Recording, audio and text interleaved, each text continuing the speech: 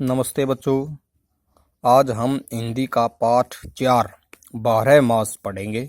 कल आपने इसका सुलेख लिखा था, आज इसके शब्दार्थ करने हैं। पहले मैं आपको ये पूरा पाठ पढ़ा देता हूँ, ध्यान से सुनना और साथ में बोलना भी है आपने।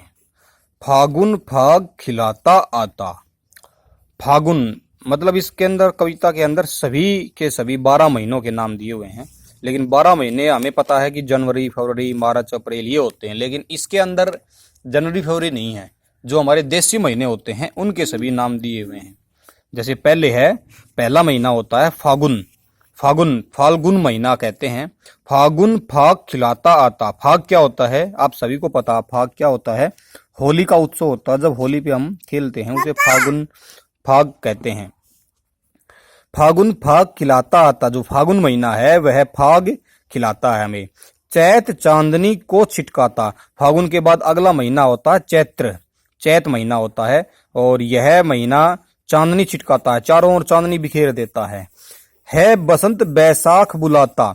और बसंत महीना, उसके बाद में फागुन चैत बसंत ऋतु आती है। उसके अंदर बसंत ऋतु बैसाख, चैत्र महीने के बाद बैसाख महीना आता है जिसके अंदर बसंत ऋतु आती है, जिसके अंदर आपने देखा होगा कि पीले पीले फूल फुलाते हैं। सभी पेड़ों को नई नई पत्तियां आ जाती हैं। जेठ आम का पन्ना पिलाता। जेठ महीना जो गर्मी का महीना होता है उसे जेठ महीना कहा गया है। वह आम का पन्ना पिलाता। आम का पन्ना मतलब होता है कच्चे आम का शरबत। कच्चे आम का शरबत होता है वह पिलाता हम, क्योंकि हम जेठ महीने में बहुत कच्चे आम का शरबत पीते हैं। है आषाढ़ पानी बरसाता। उसके बाद जेठ के बाद आषाढ़ महीना आता है, उसके अंदर आपने देखा कि पानी बरसाता, बारिश होती है। अब आपने देखा होगा कि पीछे बारिश हुई थी, तो अब आषाढ़ महीना चल रहा है। सावन झूले खूब झुलाता। आषाढ़ के बाद सावन महीना आता है और सावन महीने में हम झूले झूलते हैं। आपने पता है कि आप हमारे घर में भी आपके तालाब पे या नदी पे कहीं पे जाके झूले डालते हो और झूले झूलते हो। भादो नदी ताल भर जाता। सावन के बाद भादो महीना आता है, उसके अंदर नदी और तालाब सभी भर जाते हैं। दशहरा कुआर ले आता। कुआर का मतलब आश्विन महीना होता है, आसुज भी कह देते हैं उसे हमारी तरफ। वैसे आश्विन जो महीना होता है उसको कुआर भी कहते हैं, इसका पर्यायवाची है।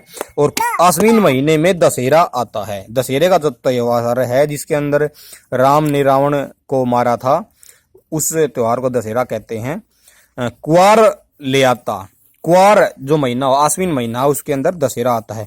कार्तिक दिवाली चमकाता। उसके बाद कार्तिक महीना आता है और उसके अंदर दिवाली में हम दीप चमकाते हैं। अगहन आग तपाता आता। अगहन कार्तिक महीने के बाद माघ शीर्ष महीना आता है जिसको अगहन भी कहते हैं। आग तपाता आता, इसके अंदर थोड़ी गर्मी हो जाती है और आग यानी कि सूर्य आग तपाता आता है। इसका मतलब यह है कि जैसे कि सर्दी शुरू हो गई है। अब जो मार्ग शीर्ष महीना है, अगहन महीना है, उसके अंदर सर्दी शुरू हो जाती है और सर्दी के अंदर हम आग पर तपते हैं, यानी कि आग पर बैठ के हम हाथ सेकते हैं या खुद को सेकते हैं। तो अगहन महीने में ये होता है। पूस गर्म कपड़े पहना था। उसके बाद पोष महीना होता है मार्ग शीर्ष के बाद, और उसके अंदर हम गर्म कपड़े पहनने शुरू कर देते हैं। महावट है बरसाता।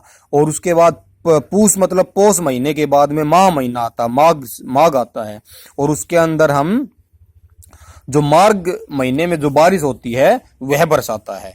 नया महीना जो भी आता नई नई रंगत दिखलाता। इस तरह से कोई भी नया महीना आता, हमारे 12 के 12 महीने जब नए आते हैं ये, तो सभी अपनी नई नई रंगत दिखलाते हैं।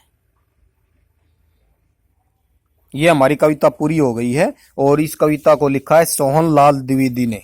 आपने ये भी याद रखना कि कविता लिखी किसने है, 12 मास लिखी किसने, सोहनलाल द्विवेदी।